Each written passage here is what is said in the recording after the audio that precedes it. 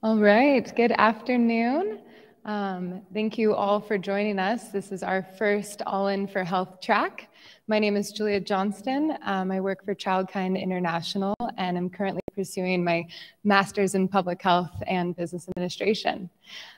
This afternoon, we're going to go on a journey together and learn from these lovely health professionals how to strengthen community efforts to build a sustainable vision of health and well-being. We're going to review the social determinants of health and examine how shelter and a safe environment is the key foundation to raising a healthy community. Just for reference, we do have a restroom for our in-person community joining us. So there's 2 restrooms outside there. And then just to be aware, we will have one presenter joining virtually. So there'll be a slight 30-second lag. Together as a team, we're going to do a panel discussion. And then I'll ask you guys to jot your notes down. And at the end, at the 15-minute end of the whole track, we'll open to the audience for all of you. All right, and welcome. So I'm going to go ahead and just introduce Kini-Ana Tinkham is the Executive Director at Maine Resilience Building Network. Ericka Burroughs-Girardi is the Senior Outreach Specialist at County Health Rankings and Roadmap.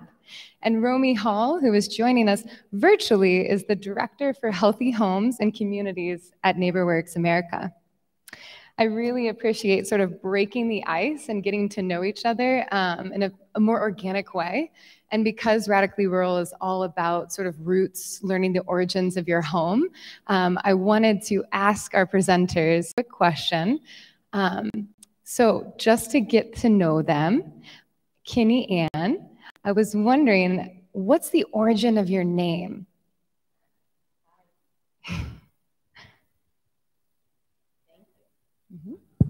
There we go. Thank you. So back in 1955, my parents took their 3 sons, traveled across country by car, and then traveled on a ship to Hawaii. And my mom was pregnant with me. So 8 months later, I was delivered in Honolulu, Hawaii. My dad was in the Marine Corps.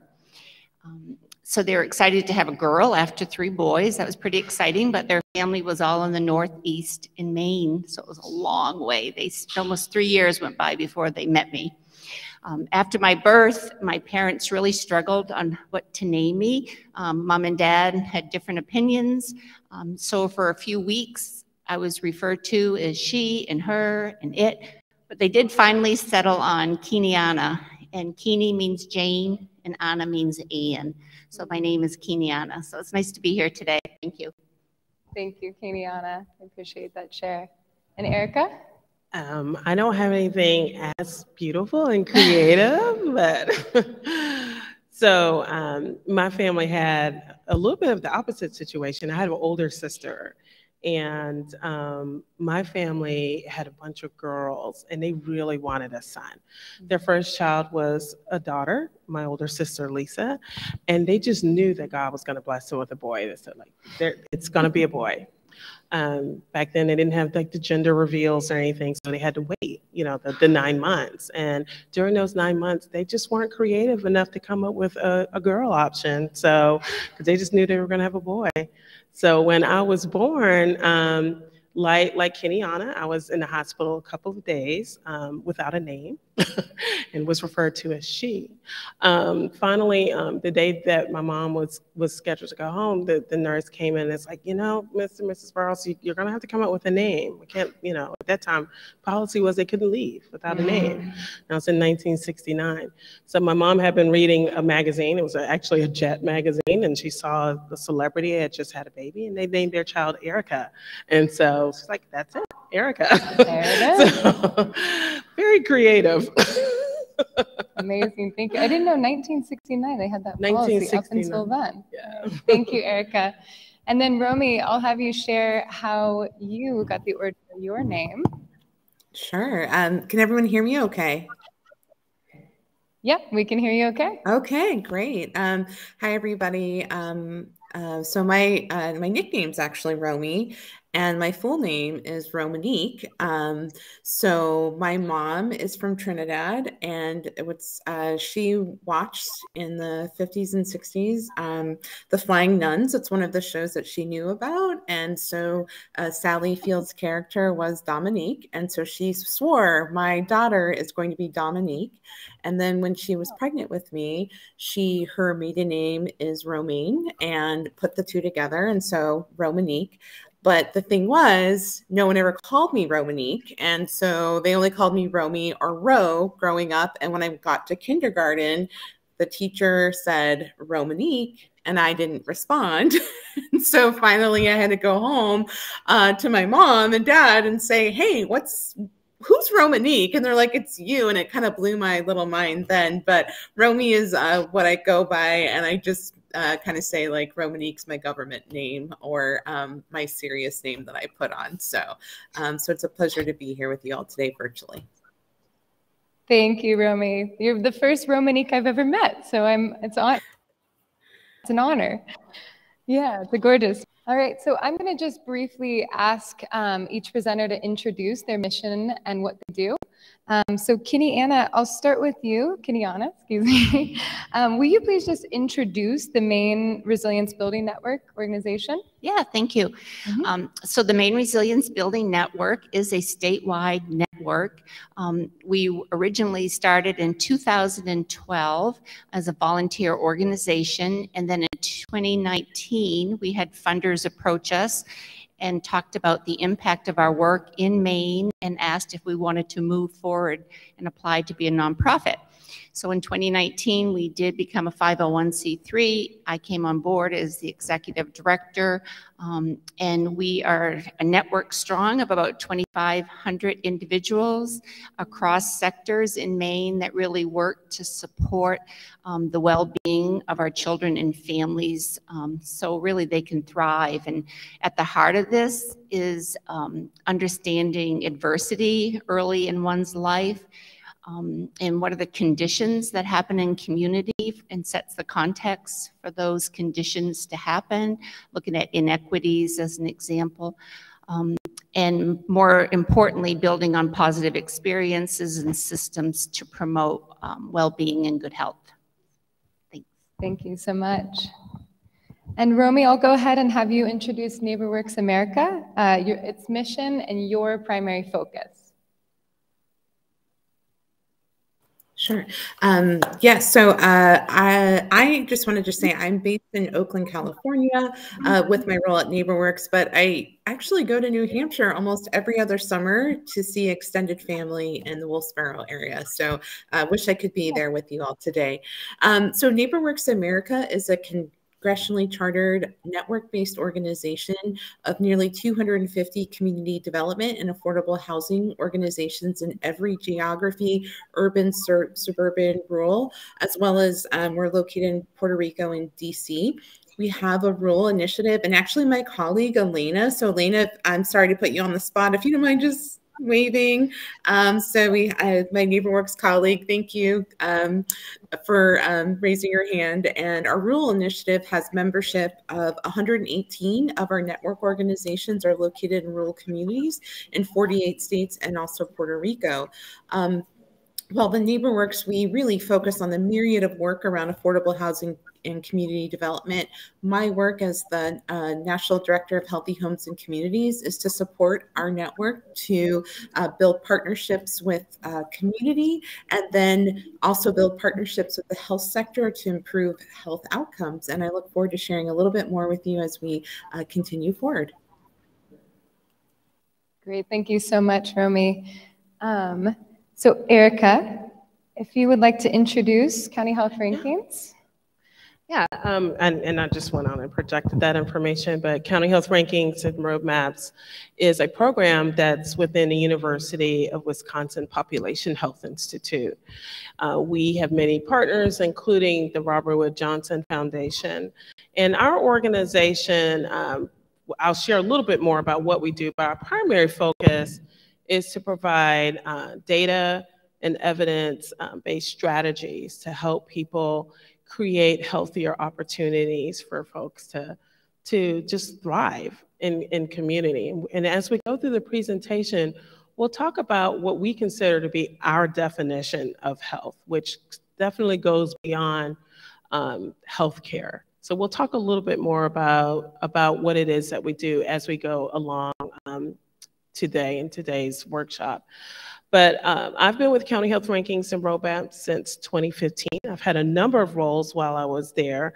Right now, I'm primarily responsible for our webinars. I'm the executive producer of our webinars, and I am also the co-host of our new podcast called In Solidarity. And I did leave some information with you all in your chairs about In Solidarity. So check out our podcast wherever you listen to them. Sorry, I had to get the commercial in. Thanks, Julia. We're always happy to have commercial breaks. All right, well, from here, I'm gonna let Ericka actually take over as the moderator. So Ericka, if you wanna lead. You know, I wanted, this is one of those times and moments in time, it's kind of like our speaker this morning when she was saying, like, I have this canned speech that I always give, and today I just had to change it up. And I'm kind of like in that same situation. So I love history. I love being in this town, Keene. And one of the things that I've been seeing are these beautiful murals around town that's highlighting some of Keene's history. The mural that I saw this morning, and actually my dear friend Kitty Jerome actually got a postcard of it for me, was of Dr. Al Johnston. And I was reading this mural, and he was a man of color, most likely African American, who had passed the color line and made the decision in the 40s, he and his family made the decision to disclose that they were people of color. And that just struck me this morning. I saw it after I'd eaten breakfast, and I said, what would make someone hide their identity just so they could survive, just so they can have opportunity, that they would shield something as important as who they are just for opportunity? And it just struck me, the courage that it must have taken him to say, you know what, I'm gonna be who I am. You know, and health is one of those things that we at County Health Rankings and Roadmaps believe everyone has a right to. Just by the mere fact that you were born and that you walk on this earth, you have the right to be healthy. And I thought about Dr. Johnston's decision and his family, probably his family's, his forefathers' decision to cross that color line, as they used to call it. It was the policies, it was the systems, it was the racist practices and the racist culture of the United States that made them feel they had no choice but to do this in order to have opportunity. Folks, we've come a long way since the 1940s, and we still see people now hiding who they are, trying to be healthy, trying to find opportunities. We at County Health Rankings believe that everyone has a right to thrive in this country, no matter your race, no matter your age, no matter your sexual orientation, no matter your religion. You have a right to be healthy. So our job is to provide you with tools to do that. We provide data, so you know, what am I working with? What kind of policy decisions do I need to make? Who isn't thriving? Well, the data tells us that. We provide evidence. We provide evidence of strategies that can use in response to what you're finding out from the data. We provide guidance. You know, one of the ways that we provide guidance in helping to guide you along to make decisions is through our webinars. It's through our podcasts. We actually have one-on-one conversations with people, You might find yourself working on a project in your community and really want to talk to someone about what are the next steps? How do I do this? How do I navigate this challenge? How do I talk to this policymaker? How do I find common ground with someone that has an opposing view? We can provide one-on-one direct conversations about that to help guide you. We also provide stories. Now, I was so glad that, and I'm blanking, thank you, Chloe. I was so glad that she talked about how she found common ground with the constituents that voted for her. I'm so glad she did that, because you know what? Stories are data. She gathered important data from talking to people about what's important to them. And because they were heard, because they knew someone cared, they chose to vote for her. I love the way that she collected that data. So let me just match these items with verbs. We always ask people, when you're working in your community, start with data. Keep looking back, because I want to make sure this is posted. Let me just do this way. Start with data, so you know, again, who isn't thriving? Where do I start? Respond with evidence. The strategies that you're going to use to create equity for people should be evidence-based, not based on what you think is right, but based on what we know has worked. Seek guidance. It's important that you recognize the fact that you can't change the community by yourself. I bet you already have figured that part out. So seek guidance. And the guidance doesn't necessarily come from a textbook. That guidance can come from knocking on your neighbor's doors, just like Chloe did, and having conversations with them. And then lastly, know that stories are important. Stories are important nuggets of data. And so I want to share a little bit more about a model that we created years ago. I've been in public health now for 26 years, going on 27 years. I actually remember when this model was created. This model shows that health is more than just healthcare. It's more than just going to the doctor. We need to go to the doctor. We need our vaccines. We need everything else. We need our flu shots every year. But health encompasses so much more. And what you see is a model that was created at the University of Wisconsin to describe just what constitutes health. What you see in that middle column of blue boxes, we call them buckets. You see 4 buckets of health behavior, clinical care, social and economic factors in the physical environment. If you navigate to the right of those blue boxes, you see some lighter boxes. Those are focus areas. We have data for all of those focus areas. Now let's go to the left part of that model. And you'll see at the bottom, there's that red box that says policies and programs. We now know that effective policies and programs have the power to affect health factors. So those health factors in the blue boxes that you see, we have the power to create an environment where everyone has the opportunity to have good health, the health that you see in those blue boxes.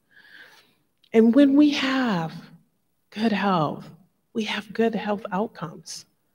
When we have poor health or poor opportunities, when we have limited opportunities, our health outcomes are not good. This is not my opinion. This is fact. We know this. We know that in order for people to have a better quality of life, to have a longer life, that we have to work to create opportunities.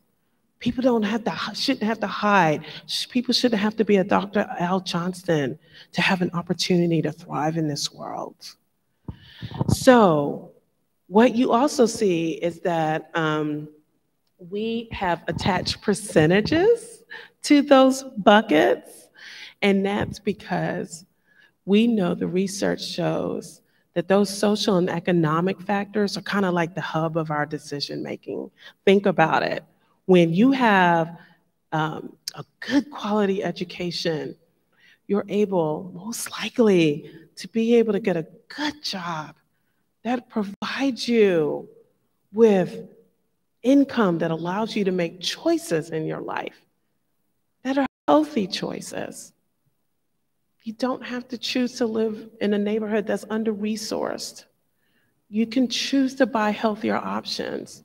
You can still cheat like me and still buy the Cheetos, but you have the money to buy the healthier options.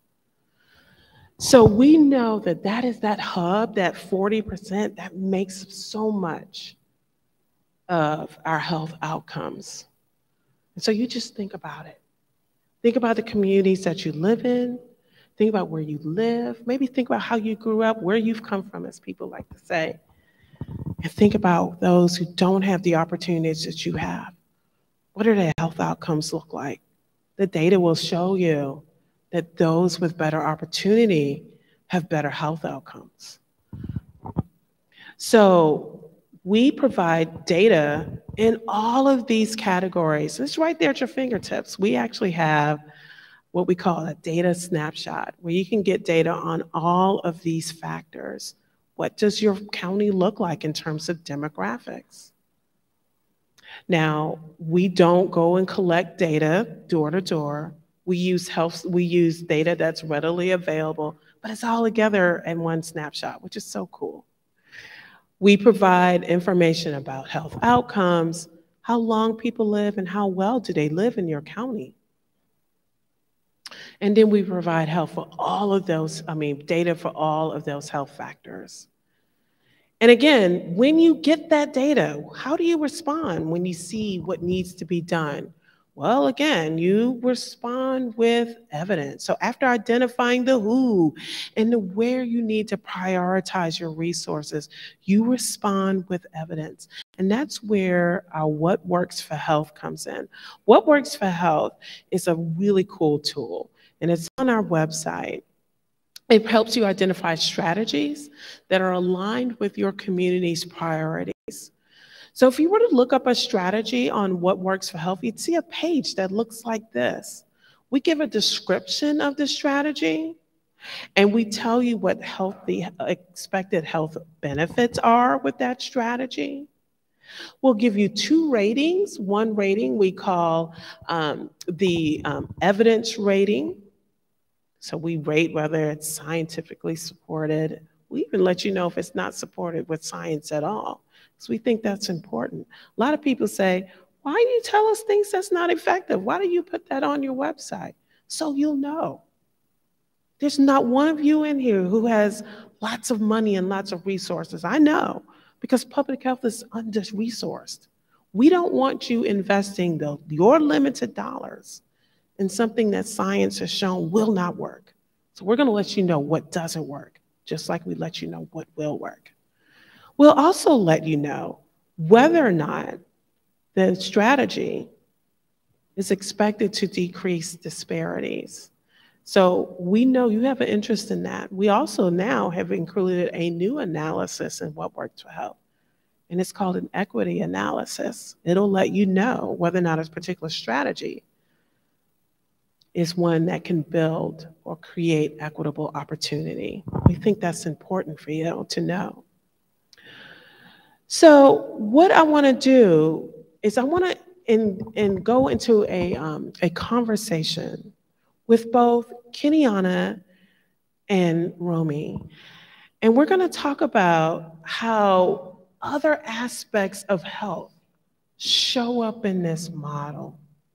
What does this application look like? What does it look like when you're focusing on youth opportunity? Is focusing on youth opportunity health? You bet. It's focusing on housing, health? You bet. And that's what we're going to talk about. I'm asking you, make sure you write down some questions, because the 3 of us actually want to have a conversation to talk about what is circling in your mind as you think about these different health opportunities. Kitty needs to break in, and then we're going to have a conversation.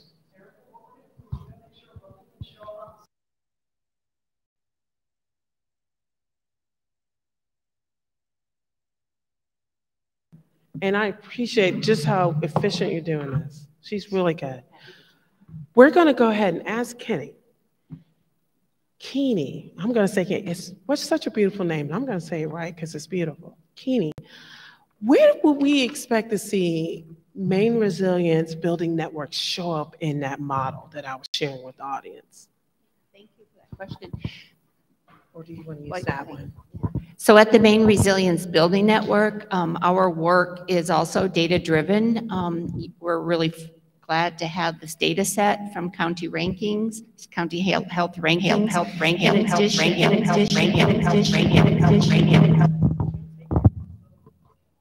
I apologize.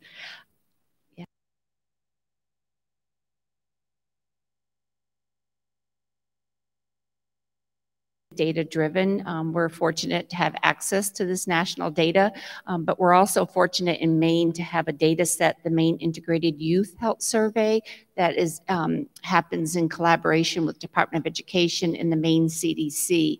And like Ericka spoke about, we're looking at these same 4 buckets in Maine, looking at behavioral health outcomes, the environment, both social and economic outcomes related to our data at the state, county, and local level when schools have chosen to participate in this survey in middle school and high school.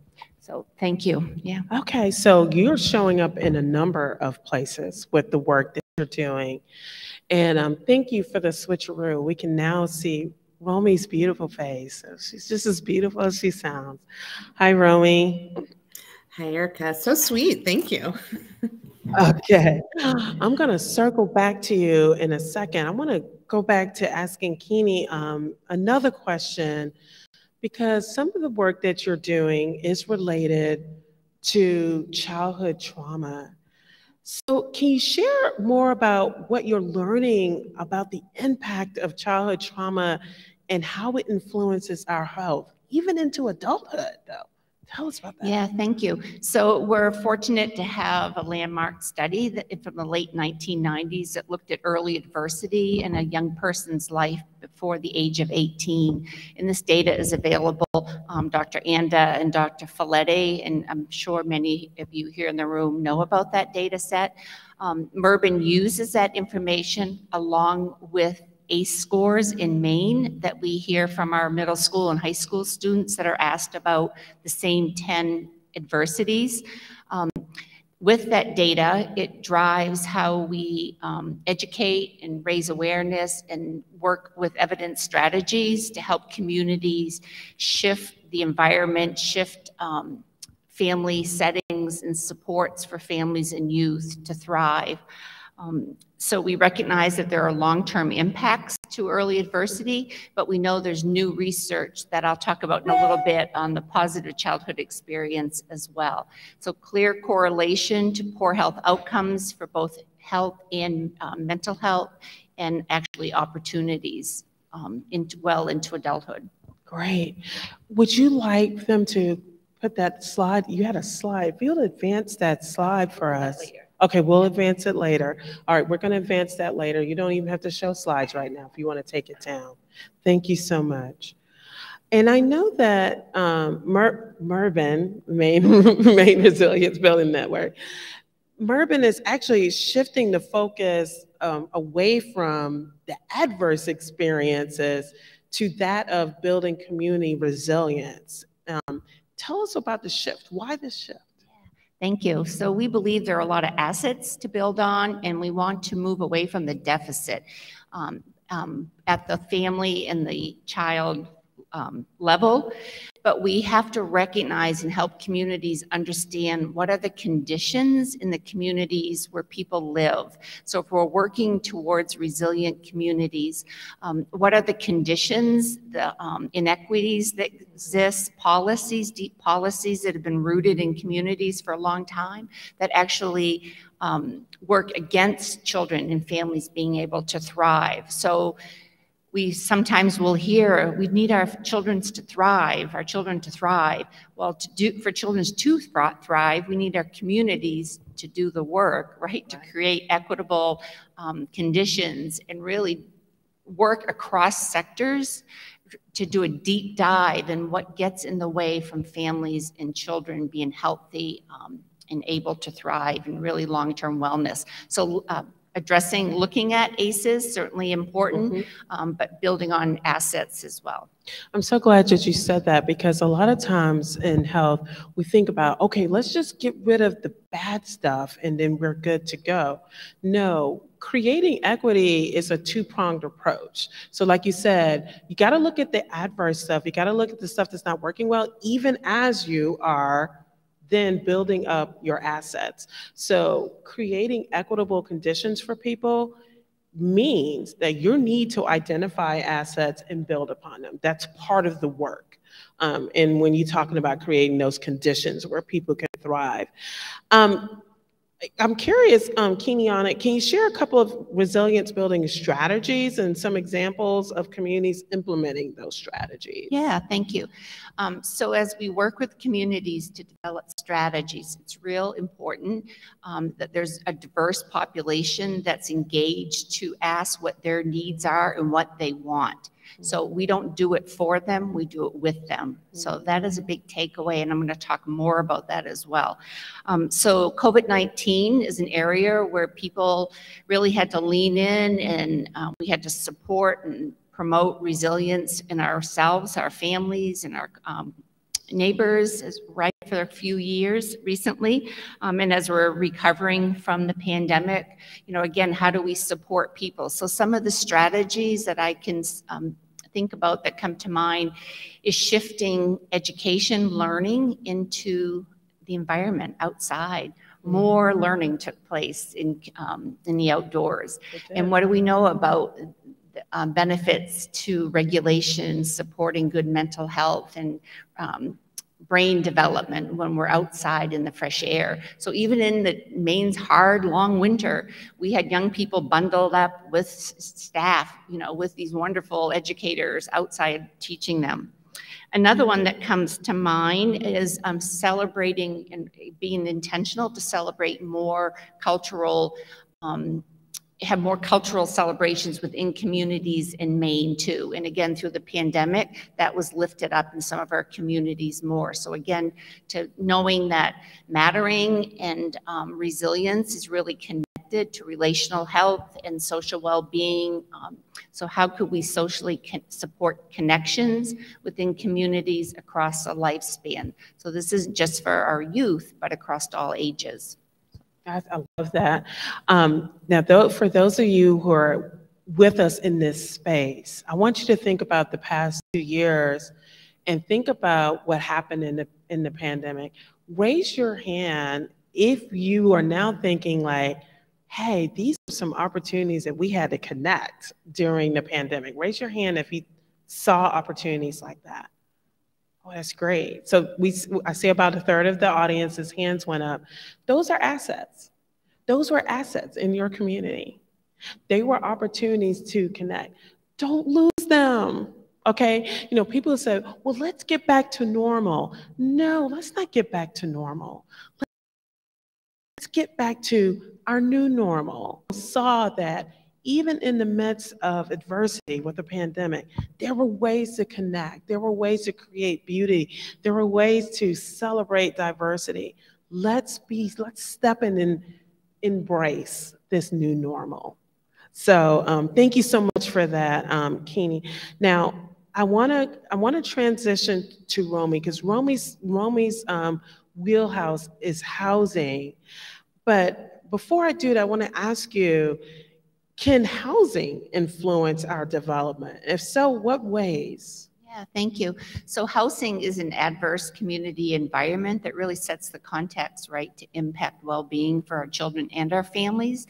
So youth and adults need stable housing, right? They need to know where they're coming home to, where they're landing. So again, critical for the long-term well-being of our young people when they have stable housing.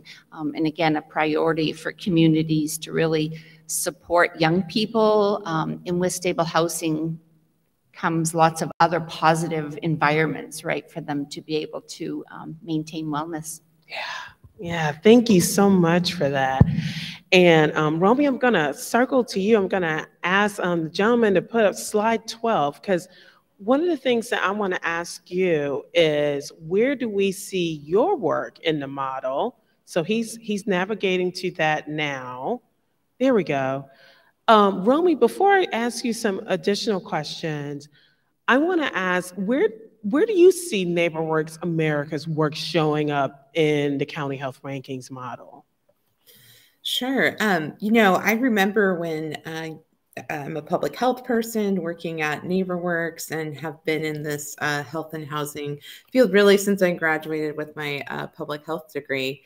And when looking at this, always I had said, like, the work that we do in affordable housing and community development often is in the physical environment, but taking a moment and stepping back, there's a lot of different roles that affordable housing and community developers can contribute to across health behaviors, clinical care, social and economic factors. And so while the physical environment, affordable housing, home ownership, rehab is really a big body of work that our network does, our network is also very much active in doing comprehensive community development, partnering with community and getting to the roots, what's shaping health behaviors, and bringing in new walking, greenery, grocery stores, food access, food pantries, hosting youth development programs. For clinical care, they're partnering with health partners to bring access to their community, whether that's to quality care, whether that's through resident services programs,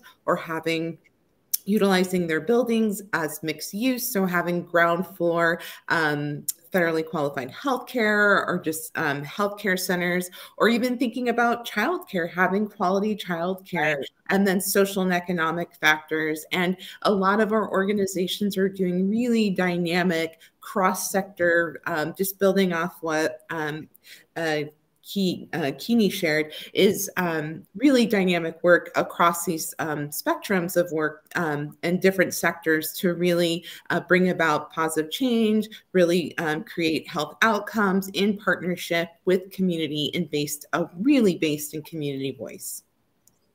Yeah, so thank you for that. And again, I love the fact that NeighborWorks and the work that you all do is not just tied to that one box of the physical environment. There's so many things that you do to support well-being, and that, folks, is health, supporting that well-being. So tell us a little bit about how NeighborWorks supports the development of affordable housing so that families can experience the stability that Kini was talking about is so important. Right. Housing, I think, COVID, we cannot underscore enough how important housing was to keeping communities healthy, safe, connected, well, all the things. And so it's NeighborWorks that our work is really providing capacity and training supports to our network across the country to help them preserve, develop, rehab, or produce affordable housing, or support home ownership opportunities. We also have aligned capital corporations. Building housing costs a lot of money. And so we also help our network in figuring out how to access different and new sources of capital, particularly looking at the health field, to, again, produce, develop, rehab, affordable housing, support home ownership. But our network are really the ones that are building and producing amazing housing across the spectrum of affordable housing to many community members. And so just also want to just say, not only are they providing housing, many of our organizations are also providing resident services and critical supports to communities within housing. So there's a physical infrastructure that's really important to housing that includes the materials and all of that. And what's also important, I think, one of the themes I hear, they're also working on making sure the community conditions that Kini talked about are really important and ACEs for families and children and all to really thrive, as well as facilitating that resident voice, which is really important when you want to create equitable communities and advance health equity, and facilitating investment. And that's, I think, a really big piece that we don't underscore, is that in a lot of communities, there's a lot of divestment and disinvestment that has happened, and having an anchor of an affordable housing community development partner can really anchor and facilitate new investment into community in a different way than other partners.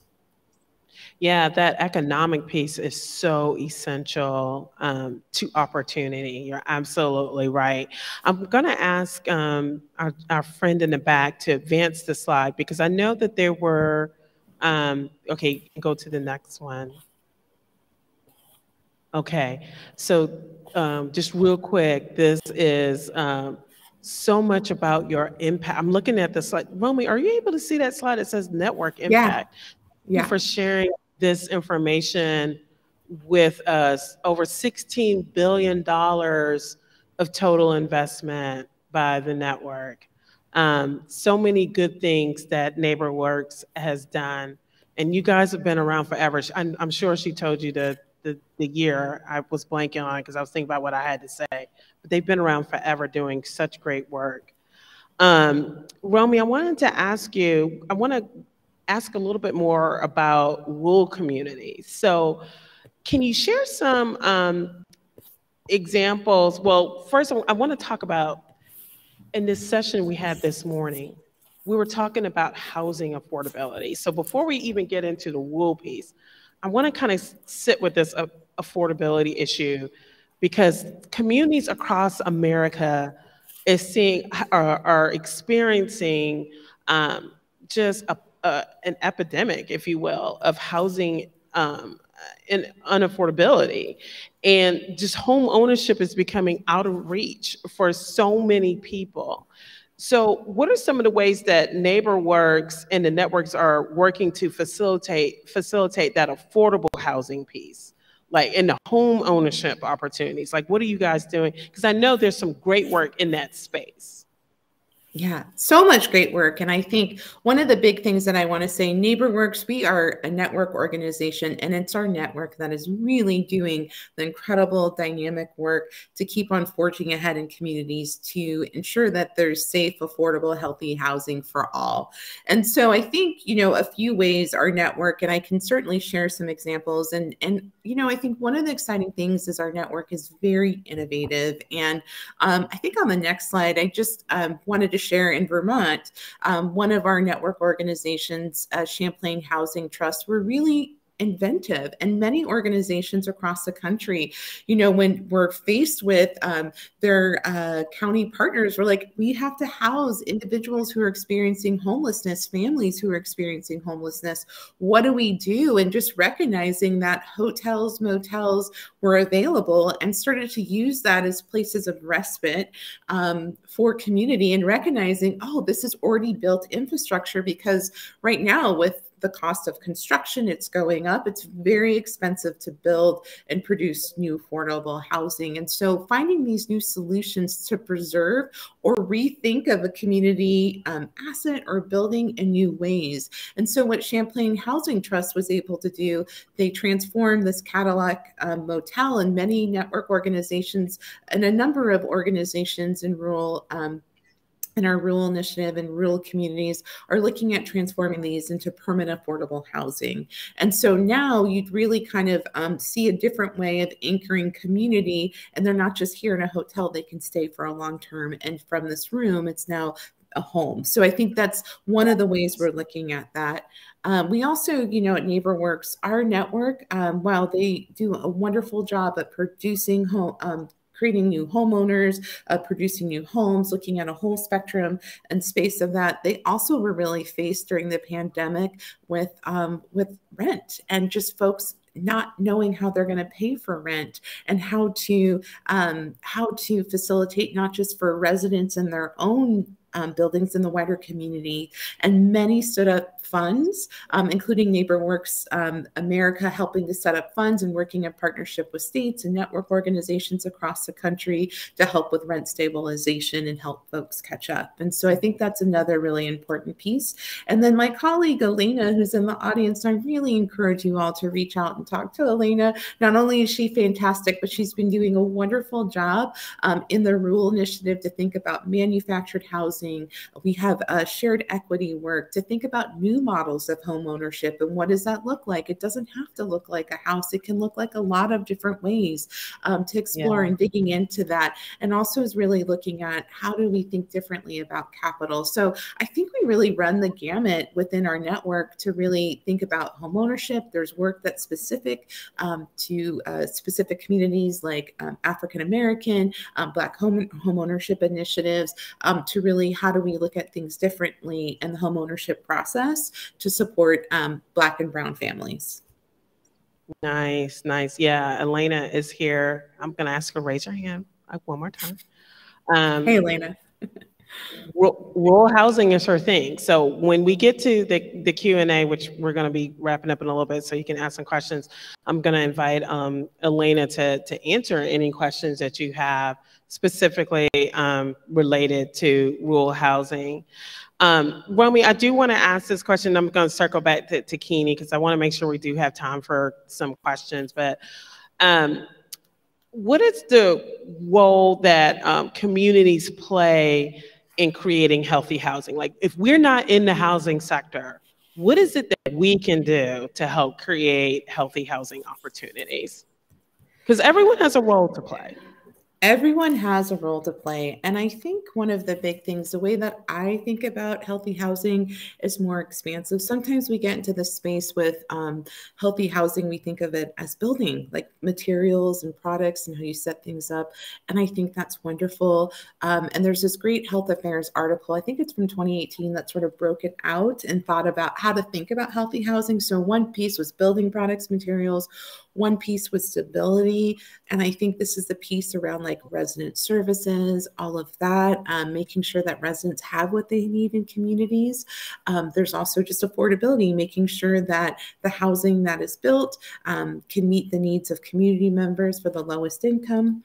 And then this piece of, oh, go ahead. I got feedback, sorry. And then neighborhood conditions. And so I think the space where I really have squarely sat in this health and housing work has been doing really deep engagement work. And I think that engagement work with community about what they want for their future and then implementing that, it is not only powerful as a community member. I live in Oakland, California, and I have multiple cases in my own experience of my neighborhood when I help to inform a process. And when you think about when you get to help and inform a process, and then you actually see someone take up the mantle and do that work, how empowered you feel and how you feel like you're part of your future. So there's certainly that individual aspect. The other piece is, I cannot tell you enough in my work and what we see at NeighborWorks America is how strategies really change, because you think you know, or you think you know one way,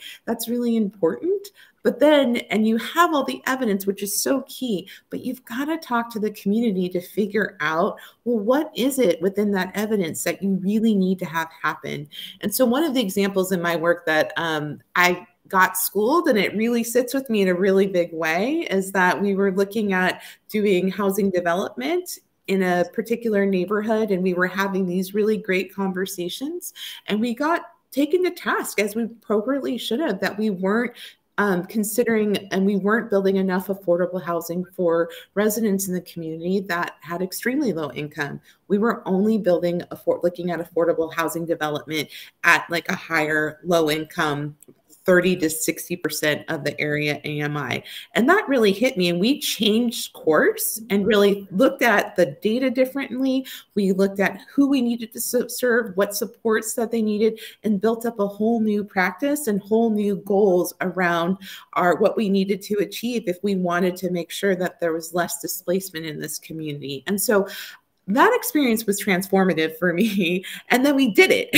That's what we did. And so I think we built better community relationships. People could see themselves. They didn't feel like this movement that was happening so fast of being left, that they could actually see themselves long-term in community. And that to them, there was some self-reports of improved health. I didn't need to know if their diabetes changed. I was like, that's beyond, that's too much of an intervention. But what I really cared about is that they really cared about their community, and they started engaging in new and different ways and could talk about that.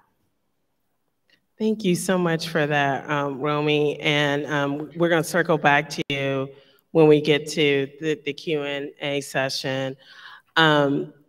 You know, what I'm hearing from you is the need to connect. That community has to be at the heart of what it is that we do. If we expect to be able to provide conditions in our communities where people can thrive, it doesn't start with us. What I'm hearing from you, Romi, it actually starts with people in community. It starts with building relationships, finding that common ground, understanding what's in people's hearts and being able to respond to that. And that kind of brings me back to you, Kini. You know, you once shared with me that the prevalence of diagnosed anxiety and depression among youth in Maine is alarming. And I remember when you told me that, my heart sunk, because I have a son. He's an adult now, but I remember when he was a younger kid that he was also suffering with lots of anxiety. Tell us, what are the data revealing about the emotional health needs in youth, and how is Mervyn addressing those needs? Yeah, thank you. So in Maine, again, referring back to the data set that I talked about, the Maine Integrated Youth Health Survey, and this is offered every 2 years in middle school and high school in Maine. And it asks a variety of questions around risk and then health. And questions as much as like wearing your seatbelt, wearing a helmet, do you use substances in the morning before coming to school? But it also talks about suicide ideation, and it has a question around youth mattering in school. Do you feel loved and support in your family? And do you feel like you matter in the community where you live? Setting that aside for a minute, in Maine, like across the country, we're in a youth mental health crisis, and we were before the pandemic. So I just need to reinforce that the youth mental health crisis has been around for a while. I think we've just raised awareness through the pandemic. In Maine, we're #1 in the country until just recently. I just saw a new data set that I need to look at. But we were #1 for diagnosed anxiety in the country, and #3 for depression in our children diagnosed.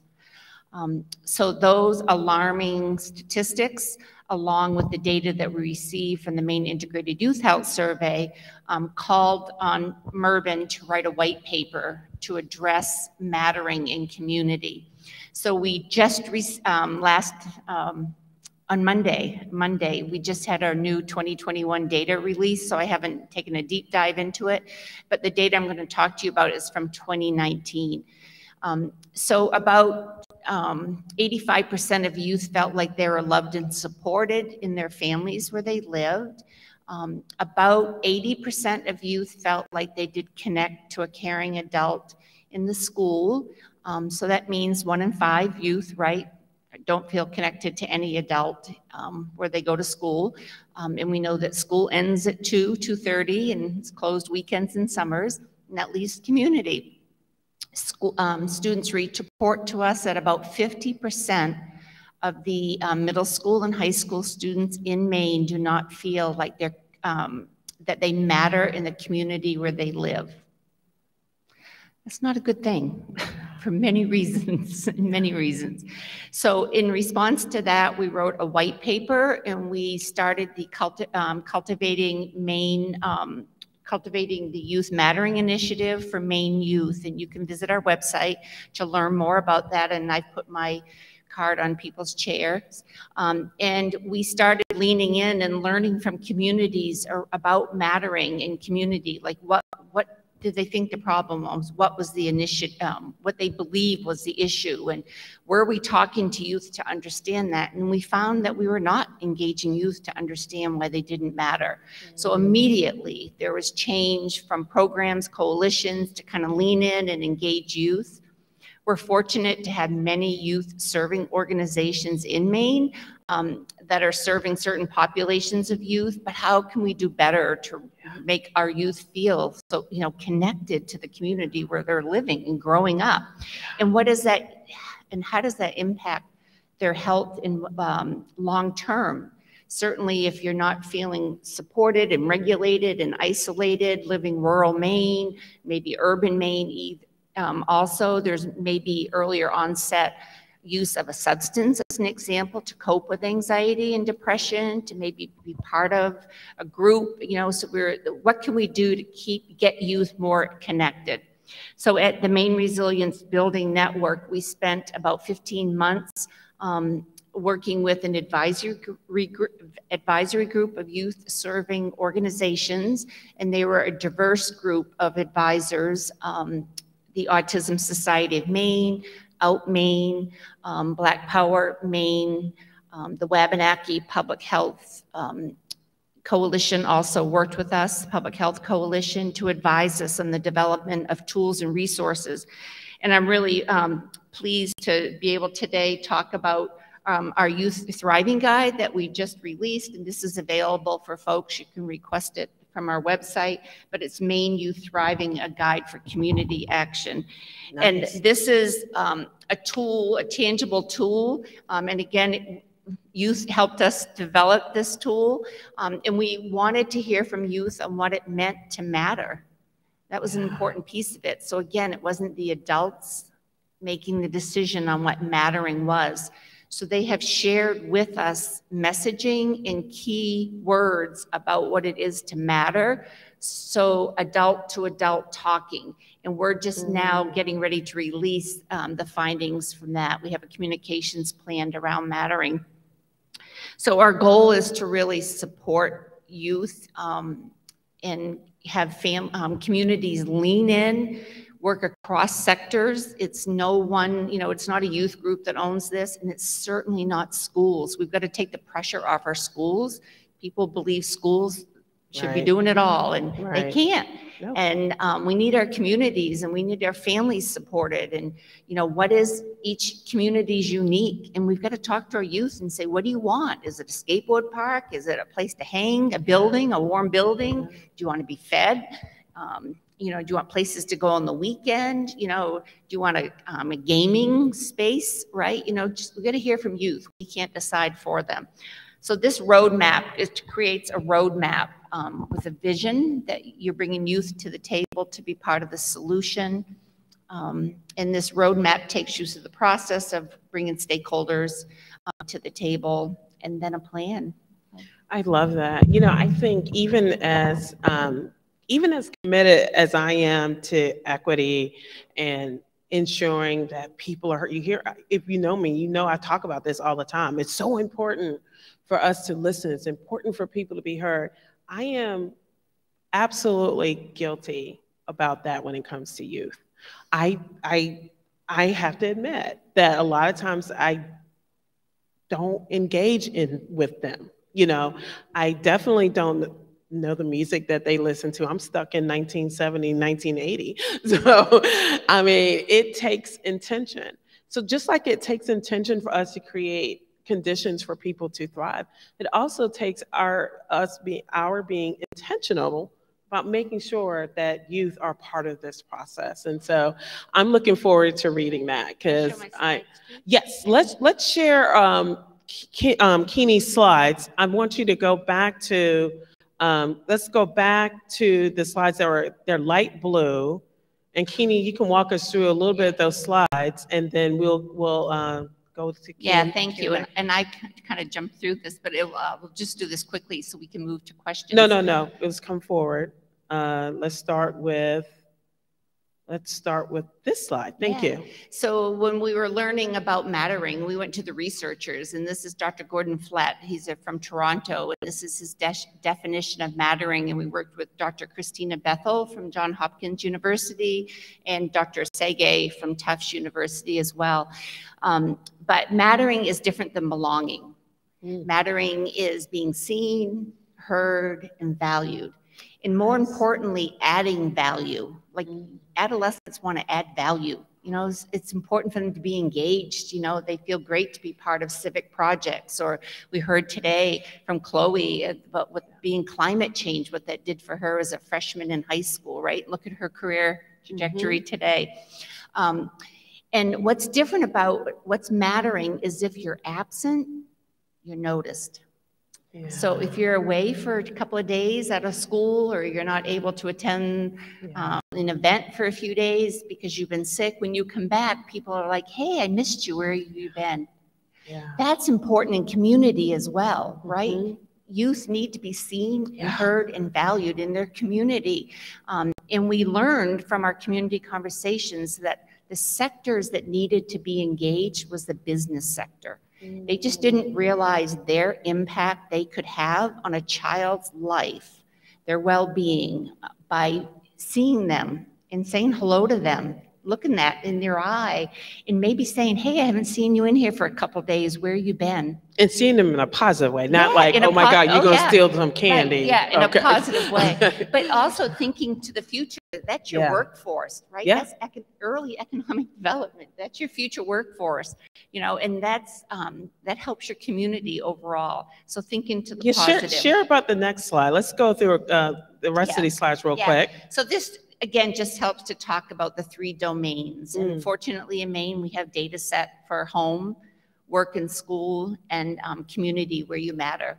And our work is focused in all areas, but particularly community. Okay, and let's... The last slide. Oh, okay. Yeah, so much like we have used these, created these building blocks as a way to help us understand mattering. So there's really 4 big buckets, and it's focused on relationship, really authentic relationships, caring, engagement, right? We know being socially connected is really important.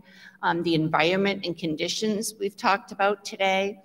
And I want to talk about the environment example being trails. You know, are your trails accessible to youth? Do they welcome youth to use your trails?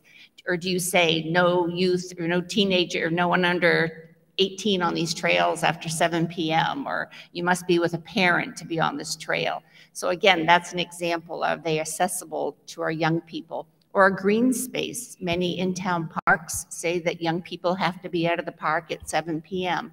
So that's an example of really making the environment welcoming to our young people. And then positive experiences. You just have to be yourself and start thinking about all the good. You know, when you're checking out in the grocery store, ask someone how they're doing, or you're in a hardware store, start a conversation. I mean, don't pass someone without saying hello, being kind, compassionate. So these are the 4 building blocks, this framework that we help people to understand their role and how they can support youth. Well, thank you. I'm going to pass it to Julia in just a second. She's going to lead us through a brief Q&A session. I hope you guys have been writing down some good questions. I'm going to put Trisha on the spot. She's a reporter, and I told her, so I hope you have some questions for us. Look, not happy about that, but she's got some. Right. So I just want to say something. You know, I'm thinking about the title of this conference, Radically Rural, and I'm thinking about the values that we've been kind of sitting with in this space. And we're talking about kindness. We're talking about love. We're talking about mattering. We're talking about the idea that everyone has a place, has a role to play. Everyone belongs. Everyone matters. You know what? I think it's kind of sad that that's now radical in this country. To say those things says that you are radical. But you know what? I'll take it. Call me a radical any day. I will take it. So thank you so much. And let me turn it over to Julia. And I'm happy to answer any questions you may have. Great, thank you so much. We're happy to have you on the radical revolution of kindness, just gotta say. So what we're gonna do now, we've got 25 minutes or so to open Q&A to the audience. So what I'm gonna do is I'm gonna pass the microphone around so we can hear you. So I'll just go ahead and take some hands and start to open the floor to the audience. Can you see the chat box? All right. I don't think so. And if we have questions in the chat box, just let us know. Yep, and Kitty will be letting us know about the chat box questions. Thanks for the reminder. All right. Thank you. So first, I just wanted to say, I volunteer for a youth leadership program, and so hearing your work in Maine I was really hoping, and then really think it's awesome that you engaged in youth, because I've been doing this for about 20 years myself, and the long-term effects of just asking a young person what they think about something has a huge impact. So thank you for that work. I think that's amazing. Thank you. I also wanted to ask, and I'm not sure who's the best person to answer this. I also I'm working on an affordable housing initiative right now in my community, but this question goes back to the youth. So I have a few questions. I'm wondering about social media and the impact of screen time, particularly post-COVID. I know anecdotally of this becoming an issue for some youth in our community, and I'm also seeing on the positive side some self-regulation because they're feeling the effects. So I wondered if any of your work is around addressing that issue. Yeah, thank you. That's a good question. So social media is here and here to stay, and our phones, right? We all use them. So I think having alternatives, so again, there can be less screen time as an example, if they can be engaged in other places. And again, asking youth, what is it they want? Are they bored? You know, maybe it is gaming. They still want to stay connected, be with their friends. But again, hearing from you what it is they want. We do talk about strategies to use to support regulation, and we're really promoting that in our birth to 3 even, you know, from the beginning, but in preschool, in our school systems in Maine, helping people to understand the power of breath with transition, and being able to a couple of breaths when we're become dysregulated or feeling anxious. And I can imagine a society of young people, a generation growing up that learn to use breath. And what I say is your breath is with you wherever you go. You don't have to buy it. It's not a membership. It's like a strategy that's right here. And practice it and teach it to little ones. So I think we'll be a much more regulated, healthier society, which kind of gets to bullying and all the other negative impacts of social media. Can you also talk a little bit about the rankings document? I'm curious where you see things like access to recreation falling into that document, because that's one thing, and you touched on it a little bit about the parks and the trails, but in terms of health outcomes and you know, too much screen time, having access to outdoor opportunities is really important. You're absolutely right. In fact, that's one of the reasons why we measure it. We actually have measures about whether or not communities have access to outdoor physical space, because we know how important that is. So that does fit into that physical environment piece. So you can actually go on our website, go to your county, and find out what that value is. How many people in your county? It's a percentage measure. So what is the percentage of people who have access to physical activity? And it matters so much. I live in a county, I live in Florida, and I live in a county that I've actually never lived in a county like this before, where the county parks are not necessarily tied, they're not tied to where you live. In the towns I've lived in, like the really affluent areas of the town would have the nicer parks, and the less affluent areas would have the really raggedy rundown parks. That's how I grew up. Where I live now, they do their funding differently. And so every community, regardless of whether it's affluent or whether or not it's a poor neighborhood, has a beautiful park. I mean, like, ridiculously beautiful park. And so we do score high in that in terms of physical activity access. And it's a beautiful thing, because there are people in our community who may not necessarily be able to afford a gym, but they can go to their neighborhood park, and there is an outdoor gym at the park. There are people in our community who may not necessarily be able to afford to rent a place to have a birthday party for their child, but they could take that child to a park, one of the neighborhood parks that are absolutely beautiful and well maintained. So this green space, this beautiful space that you have, that you know is yours, regardless of whether or not your parents can afford something for you is so important to community. So in my rural community, to get to a lot of those spaces, you need a car. Yeah. If you don't have a car, you can't get a job. You can't get a car if you don't have a job. Right. So that's just something for the youth in our area. That's a challenge. Their parents both work; they can't drive them around. So we're trying to focus on that. What's accessible? Transportation, yes, but what's accessible? They can a bike path or some, some other type of opportunity. So my last question is for Romi, and I do have other questions, and I'll connect with Elena offline, so I'm not hogging the microphone. But Romi, I'm curious about pushback from local communities when you go into an area, and also, do you have any projects in New Hampshire that I could visit or talk to somebody about? Sure. Yeah, I can take that. And Elena, you're there. So if you have some examples. One example that I did not share, it's from for a project you can see. I recognize it's not rural, but it's in Manchester, and it's it's one of our network organizations, NeighborWorks Southern New Hampshire, and not a housing project, but their partnership with the Organization for Refugee and Immigrant Success, ORIS. They actually partnered. They had the story. They own almost 100 units of affordable housing in that neighborhood, and this particular building was just such an issue for and host for a lot of different unsavory things. And so they were able to purchase a building through a county purchase, and then they owned it. And we're like, what are we going to do?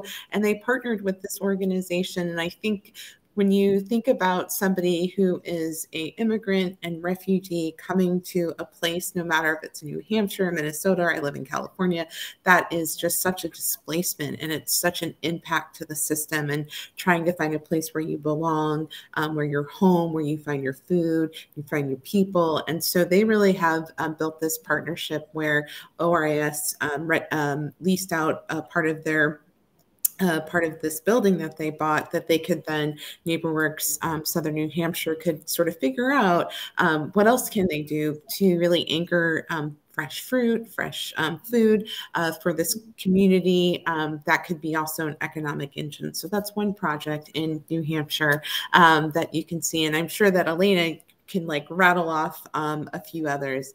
And I think the spectrum, there's a whole spectrum of pushback around affordable housing.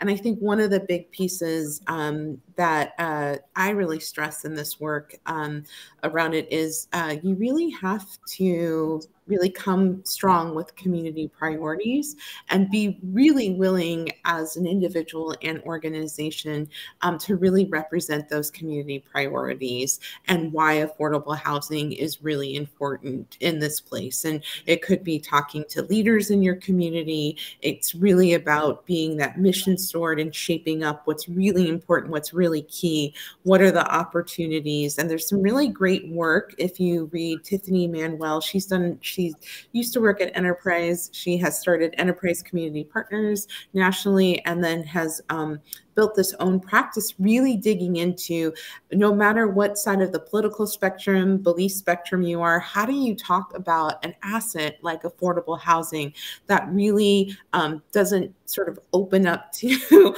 all this, backing, but really, how do you start to communicate the importance of the value? So I really encourage you to look at some of her work and how she shapes up affordable housing as something that's important and integral to all of us, and not sort of falling in the traps where it's for those people, but how we all benefit as society.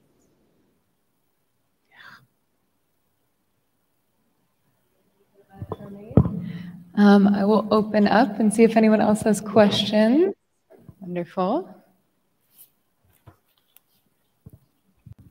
So I do have a question. I'm a business focused reporter at the Sentinel, and this is based off something Kini-Ana said, but really anybody can answer if they have work in this area. But you had said that one sector that can engage youth more often in local communities is business. And here in Keene, we have a lot of business, like local business Of course, we have Hannah Grimes, and we have other Main Street opportunities for youth.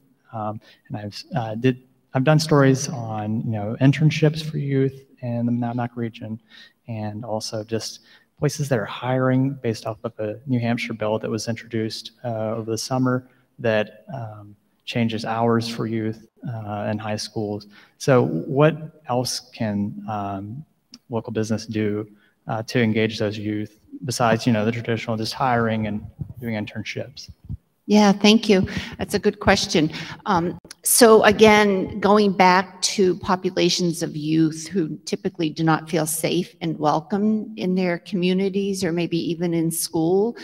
So youth who identify as LGBTQ, as an example, youth of color may not feel safe and welcomed. So having a welcoming environment, and oftentimes it just takes a conversation, awareness building, some education. Whether it's through a staff meeting or just talking to leadership, but looking at the policies and the practices. In rural Maine and across Maine, a couple of adults can walk into many convenience stores, buy a cup of coffee, and stand there for 40 minutes and have a conversation and drink their coffee. Now, would two youth, young people, 14-year-olds, be able to stand in there and drink Gatorade and chat it up for 30 minutes? No, it wouldn't happen. So it'd be loitering, exactly. So looking at loitering laws as an example, signage. If you are friendly, I'm so wonderful about your Pride celebration here recently. If you're welcoming and it's safe, your business, name it that you are, right? So just make youth feel safe and connected. Those are some examples. So starting the conversation and maybe thinking about your chambers, like policies, raising more awareness, and a little leaning in and pressure that happens, kind of that natural effect when, well, if I do it, another business will do it in town, and next thing you know, you're youth-friendly community. So thanks. Leading by example. I love it. Yeah. Oh, can I add into that, actually? Is that okay? Absolutely.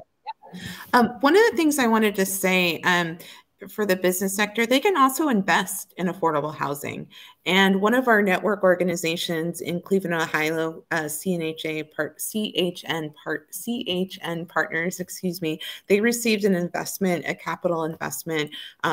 This is loan capital that can be paid back to that business for transition-aged youth. So there are ways that you can both invest in programs, and there's ways that you can invest in critical infrastructure that's needed for youth, particularly transition-aged youth, that could be facilitated. And sometimes businesses, healthcare, particularly, they are investing in tax credits already in their state. And so thinking about if they're already doing those tax credit investments or other kind of investments to build up their portfolio, they could do a similar investment that has a social return, maybe not as big of a yield or profit as they would do something else, but that could be really in their community that could really make a difference. And as we've been talking about, housing is so critical to stability of families and individuals and youth, and that is a way that they can do that too. Great, thank you so much, Romi. All right, and I saw a hand over here. All right, here you are. Mm-hmm. Good afternoon. My name is Sally Malay. I work for the Keen Housing Kids Collaborative.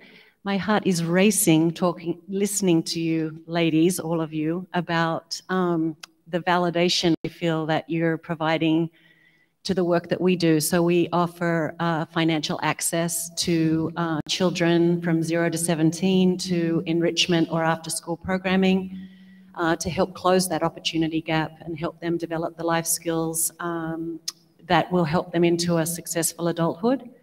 The Keen community, well, Keen Housing was the founder of the concept, and but the Keen community, businesses and individuals are very supportive. I do feel like there's a lot of social capital in our community, and people do want to invest in our future.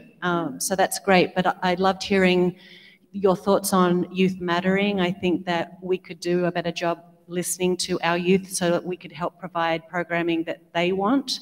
That's one of the tricky things that we have at our middle schooler and high schoolers, is finding what will engage them. So I loved hearing that from you.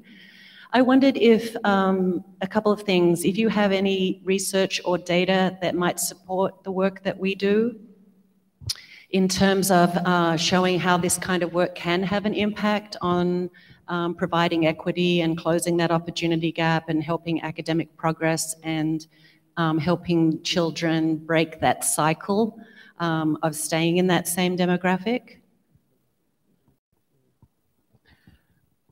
I mean, I can tell you, we have lots of anecdotal evidence, stories that we have through our webinars, through our stories online, where we see youth, because of the fact that they were afforded an opportunity, maybe an internship, maybe an opportunity to serve on a board. And I'm specifically talking about youth of color right now. Because they were afforded those opportunities, it put them in a better position to go to college, and it started them on a trajectory that led to success. What we see anecdotally is generally youth of color don't necessarily have those opportunities. I'm one of them who didn't necessarily have all of those opportunities. One of the things that I didn't learn, a valuable skill that youth around me were learning, was just how to engage with adults, like how to network with adults. We didn't even learn that. We didn't have that opportunity. So just providing an opportunity for a youth to be heard. Now, when I say heard, I'm not saying you sit here as the token youth on my board. I'm talking about you're a decision maker. You're an equal decision maker in this. That's what we see was making a difference with these youth of color. And so I invite you to check out some of our webinars. I actually, as a webinar producer, wanted to produce a webinar that was specifically about youth leadership. Now we was like, we did something like that years ago. I'm like, no. Every one of my guests on that particular webinar was a young person. The youngest person on my webinar that day was a 17-year-old who owns her own international organization. She's based in Spain. She's an American. And her organization is specifically about social media and how she can get youth to see that there are other ways to interact other than social media, because just like what you were saying about they're self-regulating and they were dealing with anxiety and depression. And her organization, her nonprofit, 17-year-old nonprofit, was dedicated to that. And it's an international organization, all because she had the opportunity to actually be a decision maker in her own right for participating on a board. So we know it makes a difference. We know. Thank you for that example. You just reminded me, that's a great question that you're asking, like data. So the HOPE model, Dr. Sege out of Tufts Medical Center, so positiveexperiences.org. There's a study in Wisconsin with Briefus where they, in addition to asking about ACEs, Dr. Sege and his colleagues, Christina Bethel and many others, they added a scale of 7 questions, positive experiences as a child. And so it was the scale of 7, and the outcomes were related to positive adult mental health. So if you had 6 to 7 positive experiences, you answered yes when you were a child to these 7. If you had 6 to 7 positive experiences, you were close to 90%, you reported close to 90% positive mental health as an adult. Even 0 to 2, you were 50% reported positive mental health. So it's great data that supports all this great work we're doing to build lots of positive experiences in our children's lives. Thanks for sharing that. Yeah, that sounds fabulous. I will look into that. I also can't wait to get back to my computer to download your white paper and look into more of your work. And that leads me to another question is there a similar organization to yours in New Hampshire that you know about that does similar work? I open that up to my peers. I'm not aware. But you're welcome to talk to us about our work. So. But I was going to say, that's her opportunity. Yeah, that's you could do it. Yeah. Oh, I have my hands full, but I would love to. But it's the power of collective impact. I mean, our Yes. network, that is at the root of it. This cross-sector Yes. work. It's people with caring hearts, and they all have their own mission, but they come together for shared learning, to problem solve, and to think big and imagine what's possible. Yes, and I do think that's what, Keen Housing was very innovative and proactive and creating this positive experience for positive outcomes without focusing on the problems, although they already are, positive by providing the affordable housing, but they were taking it the next step. That survey that you mentioned, the integrated survey that you do in conjunction with the Department of Education, does anyone know if there's something similar done in New Hampshire? I think I'll have to call and email you later, but thank you so much for sharing. Great, thank you. And yeah, let me hand it over to Kitty, and we'll look at our virtual chat section. I don't see any questions coming through the virtual chat, but to that last point, I was just thinking tomorrow's All In for Health session is featuring a local provider from the Monadnock Family Services, Phil Wyzek, and he would be more likely be able to answer that question for you. So if you come to tomorrow's All In for Health session, I'll come chat with you. Yeah. So tomorrow we'll be touching about that topic. All right, we've got a minute or so. Any last minute questions before we wrap the session up today? All right, well, thank you all so much. Round of applause.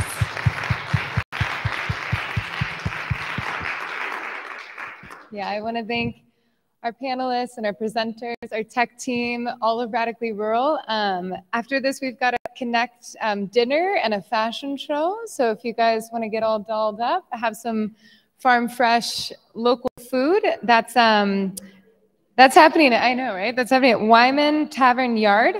And then the next Health for All track session is going to focus a lot on what we kind of touched here around mental health and what you guys can do as a community, homegrown care, to sort of support the community mental health, from the National Alliance for Mental Illness, Mental Health First Aid, and then touching specifically on a local health clinic in Monadnock. So that'll be tomorrow, 2 o'clock, and I hope to see you there, and have a wonderful rest of your evening.